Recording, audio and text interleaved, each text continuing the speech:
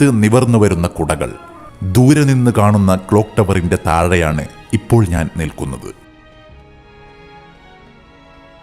മസ്ജിദ് ജാമിഉൽ ഇമാമിൽ ആളം എന്നാണ് പള്ളിയുടെ പേര്. പള്ളിയിലേക്ക് പ്രവേശിക്കാനുള്ള പ്രധാന വാതിൽ ഇതാണ്. അവിടെയും ഒരു സുരക്ഷാ ഉദ്യോഗസ്ഥൻ ഇരിക്കുന്നുണ്ട്.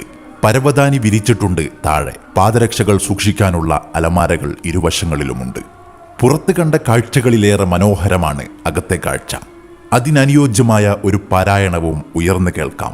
മുകളിലേക്ക് നോക്കിയാൽ അറേബ്യൻ ചിത്രപ്പണികൾ, ഭംഗിയുള്ള ജനലുകൾ, മുന്തിയ ഇനം പരവതാനികൾ, ഒരുപാട് AC മെഷീനുകൾ, ഫാനുകൾ, തൂക്കിയിട്ട ഭീമൻ ലൈറ്റുകൾ, അങ്ങനെ നീണ്ടുപോകുന്നു അലങ്കാരങ്ങളുടെ പട്ടിക.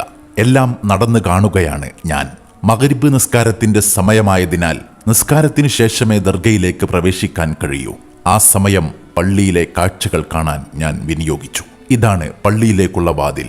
ദർഗ അപ്പുറത്താണെന്ന് പറഞ്ഞ് എനിക്ക് വഴി കാണിച്ചു തരുന്ന ഒരു ഇറാഖി പൗരൻ. പള്ളിയുടെ അകത്താണ് ദർഗ സ്ഥിതി ചെയ്യുന്നത്. പള്ളിയുടെ മധ്യത്തിലുള്ള ഭീമൻ ലൈറ്റ്, അതിനൊത്ത പരവതാനിയും.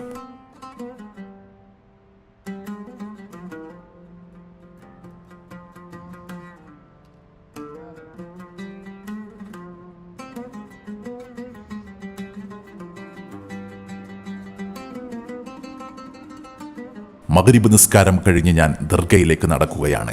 ഹിജറ 80 ഇറാഖിലെ കൂഫയിലാണ് ഇമാം അബു ഹനീഫ ഇമാം ജനിക്കുന്നത്. നുഅ്മാൻ എന്ന് പേരുള്ള മഹാൻ ഇമാമുൽ ആളം എന്ന സ്ഥാനപ്പേരിലാണ് അറിയപ്പെടുന്നത്. ആദ്യമായി ദർസ് നടത്തിയത് കൂഫയിൽ തന്നെയായിരുന്നു.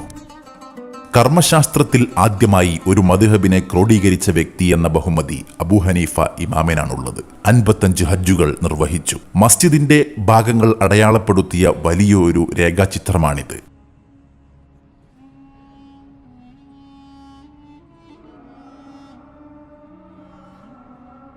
നാട്ടിലെ പ്രമുഖ വസ്ത്രവ്യാപാരിയായിരുന്നു അബു ഹനീഫ ഇമാം. കച്ചവടം ചെയ്ത് പാവപ്പെട്ടവർക്കും ശിഷ്യന്മാർക്കും പണ്ഡിതന്മാർക്കും മറ്റു സഹോദരങ്ങൾക്കും നിർലോഭം ധർമ്മം ചെയ്യുമായിരുന്നു.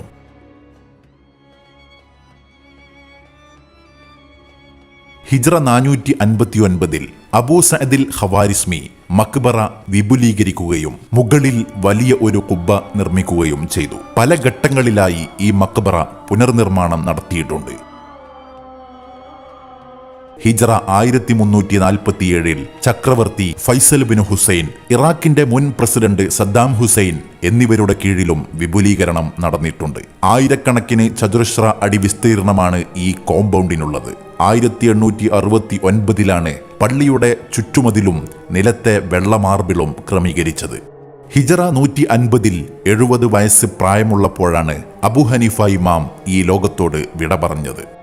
ഇമാം ഷാഫിഈ, ഇബ്നുൽ മുബാറക്ക്, ഹസ്നുബിനു ഉമാറ തുടങ്ങിയ പ്രമുഖരായ മഹാന്മാർ അബു ഹനീഫ ഇമാമിന്റെ ഖബർ സിയാറത്ത് ചെയ്യൽ പതിവായിരുന്നു.